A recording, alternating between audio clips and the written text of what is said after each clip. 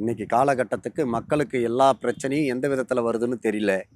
பேய் மூலியமாகவும் வருது, மனிதர்களே பேயாகவும் இருக்கிறாங்க நாட்டில்.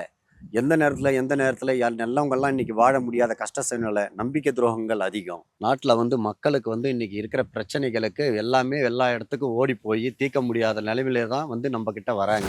இந்த ஜின்ன நாடி வராங்க. இதில் என்ன சொல்ல வர்றதுன்னா, மக்களுக்கு எதுலையுமே நம்ம எச்சரிக்கையாக இருக்கணும். இல்லைன்னு வச்சுக்கிங்களேன், ஒரு காலுக்கு செருப்பு போடுறோம்னா கூட நமக்கு சுடக்கூடாது, காலில் முள்ளு குத்திருமோன்ட்டு ஒரு நல்ல நோக்கத்தில் தான் நம்ம போடுறோம். அதே மாதிரி வாழ்க்கையிலையும் நம்ம நினைக்கணும். ஒரு துணி எடுத்தால் கூட நம்ம நல்லதாக தேடி தேடி எடுக்கிறோம்.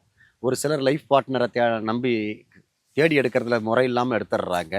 அடுத்தது ஒரு படங்காசு கொடுக்கல் விதத்தில் கூட ஒரு நம்பிக்கை இல்லை, நம்பாமல் ஆள் ஏதாவது ஒரு ஆசை வார்த்தைகள் கூறணும் அவங்கக்கிட்ட கொடுத்துள்ளுவாங்க எல்லாமே வச்சுக்கிறாங்க. அடுத்தது என்னென்னு பார்த்தீங்கன்னா, யாராவது நம்பி தொழில் செய்யலாம் பார்ட்னராக இருக்கிறாங்கன்னா, அவங்கள நம்பி பணம் காசெல்லாம் அள்ளி கொடுத்துட்டு இன்றைக்கி ஏமாற்றத்தோட நிறைய ஜின்னை நம்பி வராங்க. கணவன் மனைவி பிரச்சனைக்கு வராங்க, காதலர் பிரச்சனைக்கு வராங்க, தொழில் வியாபாரம் அனைத்து பிரச்சனைக்குமே வராங்க. இடம் மனைவின்னு சரிங்களா?